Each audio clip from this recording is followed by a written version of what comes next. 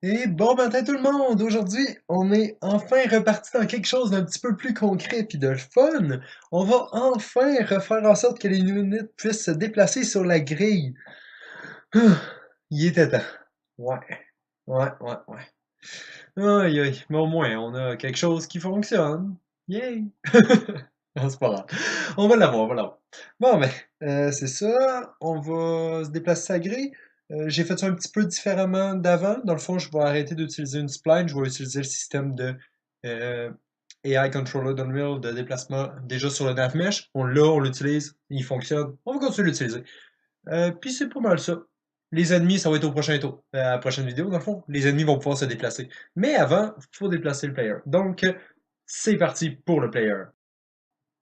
Première chose que je vais faire, c'est que je vais aller dans mon contrôleur et dans mon player controller new pour aller pouvoir commencer le input quand on clique et qu'on est en combat et qu'on veut dire au unit de se déplacer. Donc, je vais me créer une fonction qui s'appelle move and attack parce que dans le fond, ça va être la même chose. Ça va être quand on clique sur une case, on veut que soit la unit bouge ou attaque, dépendant du contexte.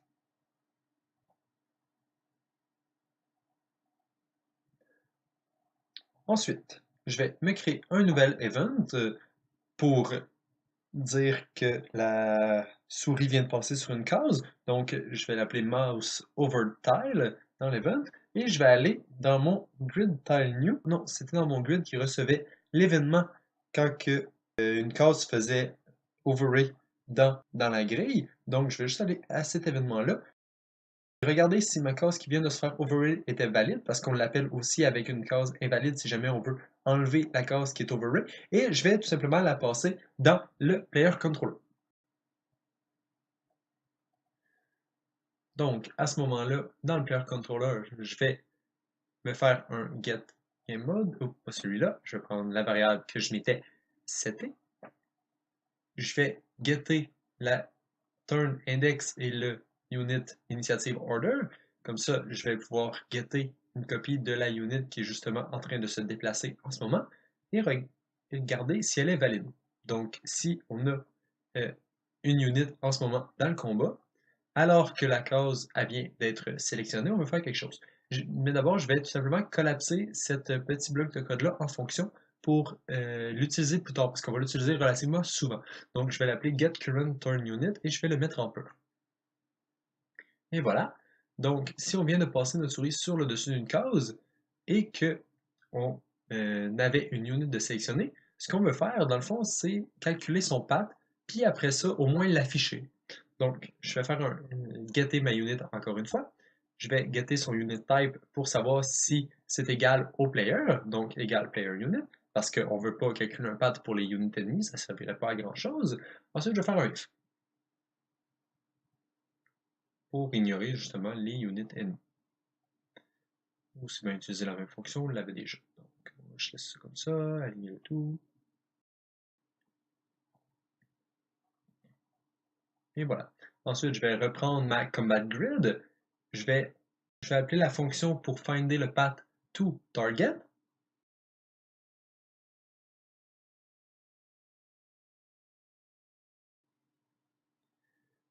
Et dans le fond, je vais me calculer le path de ma unit. Donc, je vais prendre ma unit over et je vais prendre son tile index. Get index ici, grid index, qui va être ma start tile. Et en même temps, d'avoir mon current unit, je vais getter ces mouvements points ici pour pouvoir le passer à la fonction. Donc, get movement points, comme ça ici, le passer à la fonction pour pouvoir décider si on peut se rendre ou pas comme avant.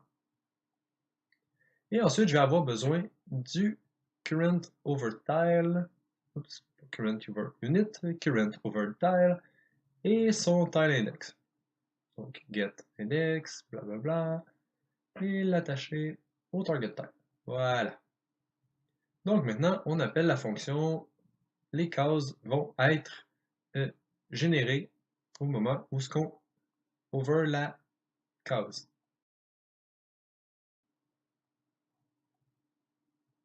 Ensuite, je vais aller à l'intérieur de cette fonction-là et je vais me créer une nouvelle fonction pour highlighter le path. Donc, je vais l'appeler highlight path tiles. Ce que je vais faire, c'est que je vais me créer une nouvelle variable de type tile new qui va être le current path de type vector 2D, désolé. Je vais prendre ce current path-là, je vais remover le input d'index qu'on avait avant parce qu'on va simplement utiliser le path qui est courant dans la grille. Louper à l'intérieur, getter son acteur et lui envoyer le message qui est toggle. Ensuite, je vais pouvoir retourner dans ma fonction et au tout début, me rajouter un booléen pour dire si on veut highlighter le path au moment où on le calcule, parce que ça pourrait être intéressant.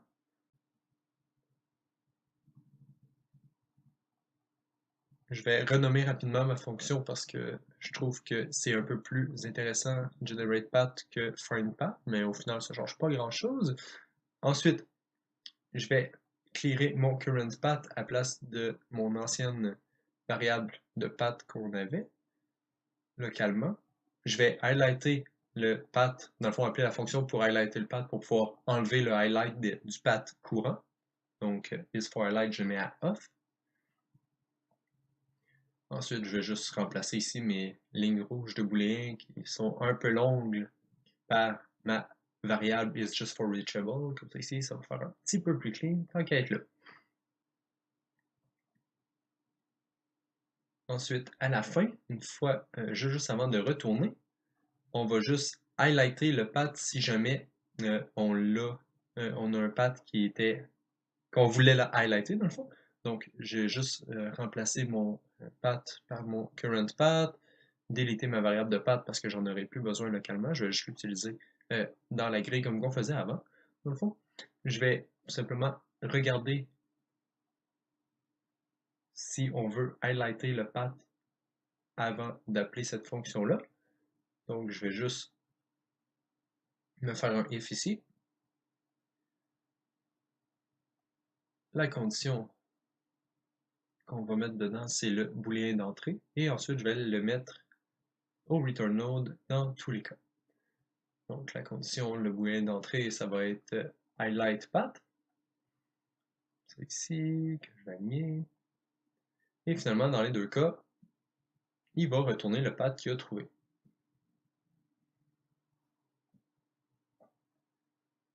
Et voilà. Donc là, ce qu'on peut faire, c'est lui dire d'highlighter le path. Comme ça, au moins, on devrait avoir un petit feedback, voir si ça fonctionne déjà en partant. Donc, on va aller essayer ça. Donc, si je fais en mode combat ici, c'est pas mon tour. Ok, là c'est mon tour. Voilà, on a un path. Parfait, c'est un bon début. Par contre, la couleur, je crois qu'elle n'est pas bonne. Donc, je vais juste aller dans mon highlight path. Ici, je vais remplacer le toggle que j'avais mis par le bon toggle. Donc, toggle is in path à la place de is targeted or is reachable. Quelque chose comme ça. Je me rappelle plus. Donc voilà, on va supprimer celui-là et mettre le nouveau. Et voilà. Ensuite, au moment où ce qu'on clique, on veut dire à la unit de se déplacer. Donc, je vais juste copier le même code à l'intérieur pour être sûr de recalculer le path si jamais, on ne sait jamais, là, il y avait quelque chose qui s'était passé ou si notre souris venait pas d'over la case, donc le path n'est pas vraiment généré. Donc, on va juste le régénérer pour être sûr qu'il soit généré. Puis qu'il soit aussi up-to-date, on ne sait jamais, là, peut-être quelque chose se modifie ou quelque chose comme ça. Anyway, ça ne change pas grand-chose. Ensuite, je vais prendre mon unit type et je vais faire un get unit state, pas mon unit type, mais mon current unit.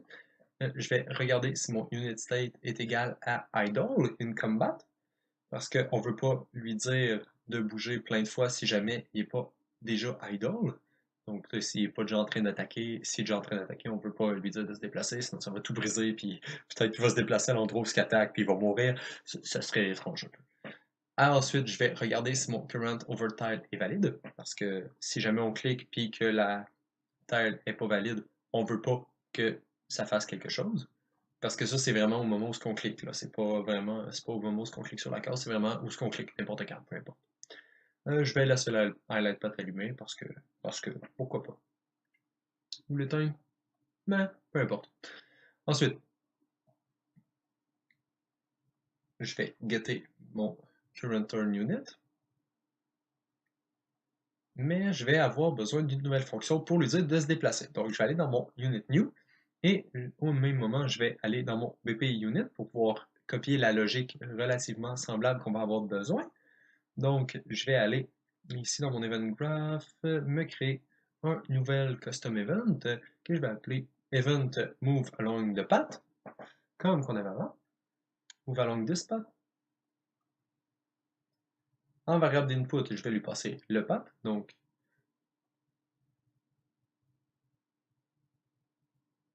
un array de vecteurs 2D.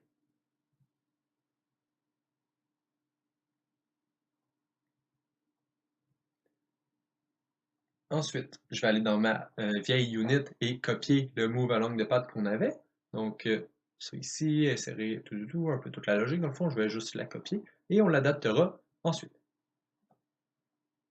Donc, allez la coller ici juste en dessous. Je vais juste la mettre en dessous parce qu'on va faire quelque chose d'un petit peu beaucoup différent. Donc, je vais juste m'en inspirer, mais on ne l'utilisera pas directement. La première étape, ça va être de promoter le path en variable, donc current path, puis on va l'affecter. Donc, current path to follow, qu'on va remover des index au fur et à mesure plus qu'on avance. On n'a pas besoin d'insérer la case actuelle parce qu'on ne va pas lui faire suivre une spline cette fois-là. Donc, je vais directement passer à la length et regarder si le path est plus grand que 0.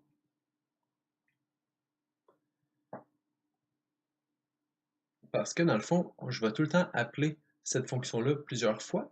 Donc, si jamais je la rappelle et que le path est plus petit ou égal à 0, dans le fond, je veux que ça arrête de suivre le path parce qu'il n'y aura plus de path. Donc, cette partie-là, elle va être relativement semblable, mais je vais la faire un petit peu plus tard. Par contre, je vais aller dans mon set movement spline ici, que je vais juste, dans le fond, canceller. Parce qu'au final, on n'utilisera pas de spline. La partie moving, faut pas oublier de le rajouter ici. Donc, je vais me faire un set unit state que je vais dire moving in combat parce que notre unit va bouger. Ça va nous être pratique justement de ne pas lui dire de bouger encore. Ensuite, on utilisait une timeline qu'on dit c'était la position sur une spline, mais on ne fera pas ça comme ça. À la place d'une timeline, on va tout simplement utiliser le time qu'il y a sur le move de numéro. Donc, je vais juste aller au moment où on dit à notre unit de se déplacer dans le monde ici, copier exactement ce qu'on avait là, parce que ça va être très semblable. Je vais aussi prendre le stop mouvement et le idle qu'il y a après, parce que la logique va rester semblable. Donc voilà.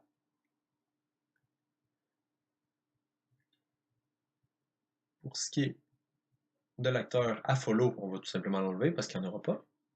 Ensuite, je vais prendre ma structure de taille pour trouver la position de la case qu'on veut aller dedans. Donc, je vais prendre mon current path to follow.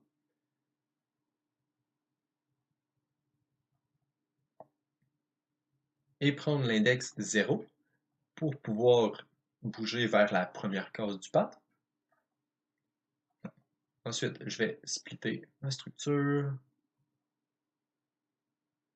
Je vais faire un tout petit peu d'espace ici.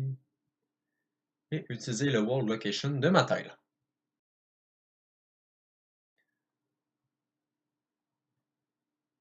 Ensuite, une fois qu'on a atteint notre cible, ce qu'on va faire, c'est arrêter le mouvement et tout.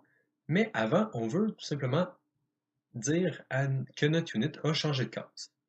Donc, je vais réappeler la fonction changeTile qu'on avait appelée au tout début quand on setait la tile position, quand on snappait la unit dessus, et qu'on utilisait avant aussi, dans le fond, c'est la même fonction. Donc voilà, on va juste lui dire qu'elle a changé de taille. Par contre, au même moment, on va remplacer la structure à l'intérieur parce que je me suis rendu compte qu'il y avait un petit bug, encore une fois, le même bug qu'avant. Si on get à l'intérieur de la structure, ça passe pas en référence, ça passe juste en copie. Donc si c'est en copie, on peut pas le modifier. C'est pas grave. Faudrait que je trouve comment passer des références à partir des fonctions. Si jamais vous trouvez, vous savez, dites-moi-le, s'il vous plaît. Ça peut me sauver un peu de temps. Et du trouble, je crois. Parce que j'aime bien utiliser des fonctions pour aller chercher des variables. Ouais. Bref, je vais recréer ma fonction pour modifier les mouvements de pointe. Donc, créer movement point, modify movement point amount, que je vais aller copier dans mon ancienne unit, la logique qu'on avait. Donc, copier, coller ici.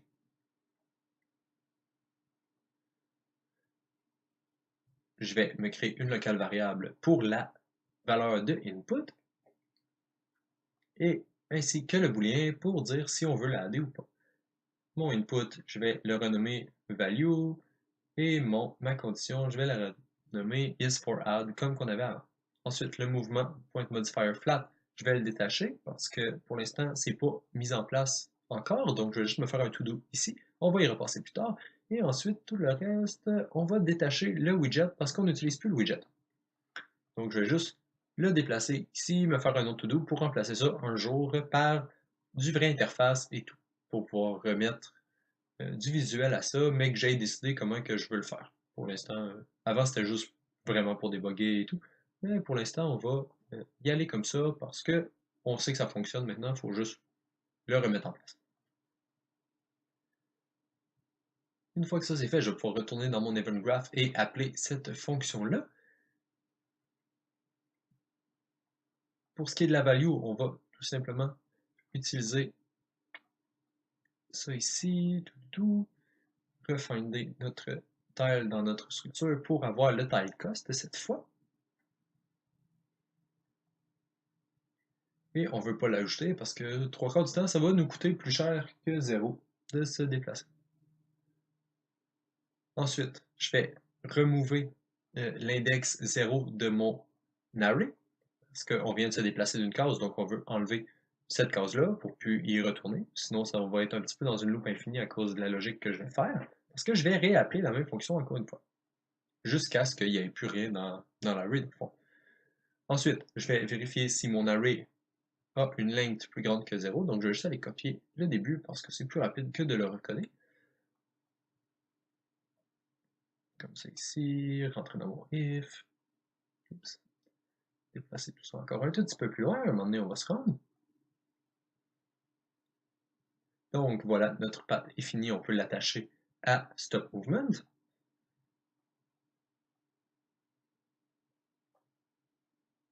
Et lui dire qu'il est de retour en idle, mais idle in combat, pas idle in world. Et ensuite, à true, si jamais il reste encore des cases, on va réappeler la fonction move along this path qu'on avait en ce moment, et on va lui repasser le path to follow. Et voilà. Donc maintenant, on est dans une loop infinie, dans un event qui va se réappeler lui-même jusqu'à ce qu'il n'y ait plus rien dedans. Il ne sera pas vraiment infini parce qu'on le vide à la longue, mais sinon, ça pourrait être infini. Euh, Ensuite, on va juste s'assurer, pour pouvoir déplacer notre unit, à chaque fois, on va juste s'assurer qu'il soit en idle au début et à la fin de son tour, juste pour être sûr que le statut soit correct. Donc, on va aller voir ce que ça donne. Si je pars un combat ici, allez, saute pas trop, ici. Ok, je vais aller me mettre dans le coin là-bas et je vais essayer de me déplacer. Ok, on peut voir que le path est encore là. Si je clique, ok, il n'y a rien qui se passe. On va aller voir pourquoi. Je pense qu'on n'appelle pas la fonction, ouais, on n'appelle pas la fonction quand on clique. Donc on va aller faire un move along this path dans notre player controller au moment où on clique, en lui passant le path. Donc maintenant, si je commence un combat, on devrait au moins pouvoir se déplacer. Donc voilà, si je me déplace, hop, la unit se déplace par petits coups et elle se rend pas jusqu'à la fin de son path. Ça, c'est étrange. Ok, donc on a deux petits problèmes. La unit se déplace par petites coches, c'est pas super agréable. Ben, peut-être que c'est ce que vous voulez. Pourquoi pas. Mais dans mon cas, pas trop sûr. Donc, on va aller juste fixer ça. Mais avant, hmm, pourquoi elle se déplace par coup?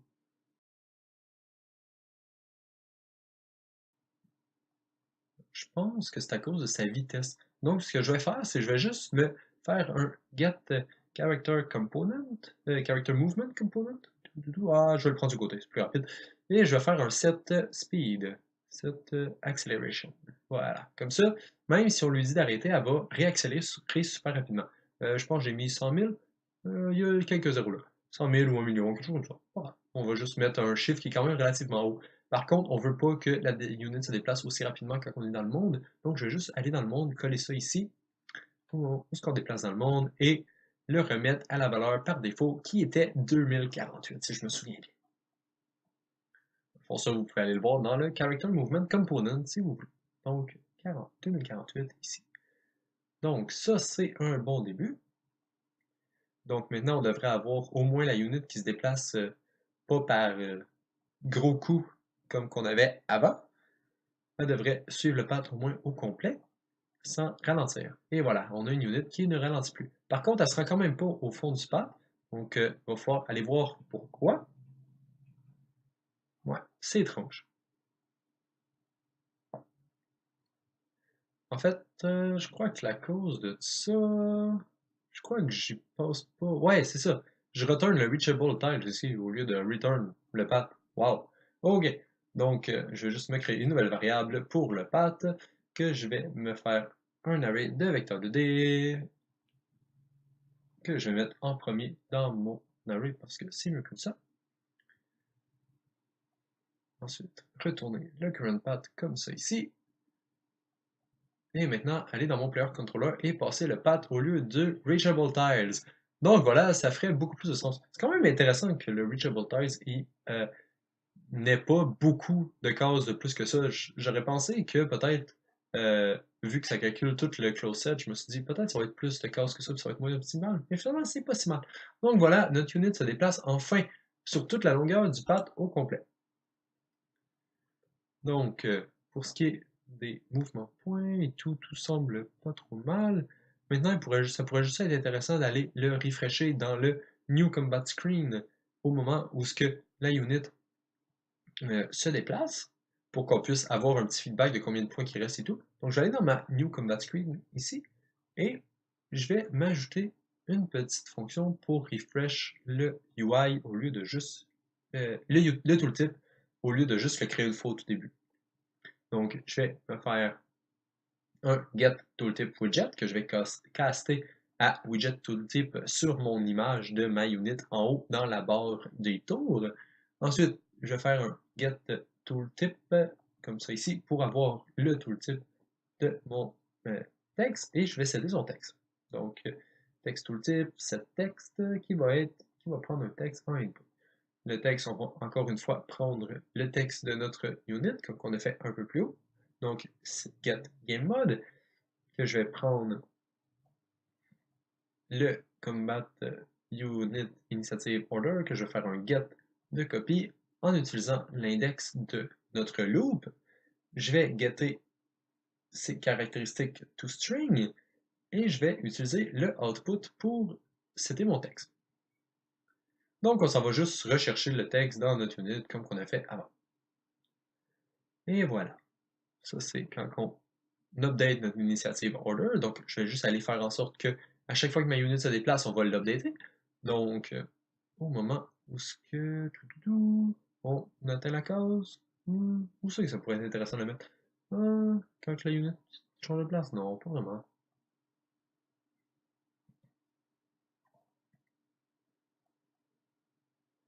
Ouais, quand on lui dit de se déplacer dans le path, ouais, move along the path. On va y aller là-dedans. Une fois qu'on modifie les mouvements de pointe, oups, je voulais dire quand on modifie les mouvements de pointe, on va aller tout simplement appeler cette fonction-là à la place de l'ancien qu'on avait avant. Donc, je vais getter mon game mode, getter le HUD qui est dans mon game mode. Je pourrais le getter normalement aussi, mais comme ça va faire la job pour l'instant. Je vais getter le combat screen à l'intérieur du HUD. Je vais caller ma fonction qui update l'initiative order qu'on avait avant. Donc, ça va remplacer le gros to-do qu'on a juste en haut pour ce qui est de l'affichage visuel du résultat. C'est pas aussi beau, il n'y a pas autant d'animation, mais bon, c'était pas très beau non plus, c'était relativement très de base. Donc, maintenant, si on commence un combat et qu'on se déplace, on peut voir qu'on a 6 mouvements de points. Si on se déplace de 1, on a 5. Si on se déplace de 3, on est rendu à 2. Et si on se déplace d'un autre coup, on passe notre tour. On devrait être de retour à 6. On se déplace de 3, comme ça, comme ça. Et voilà, tout devrait bien fonctionner. Donc, sur ce, je vous laisse là-dessus. Je vous souhaite une très agréable fin de journée et je vous dis à la prochaine pour se retrouver, mais qu'on fasse déplacer aussi le AI. Ils vont nous courir après enfin. Ouh, un petit peu d'action. Bonne journée.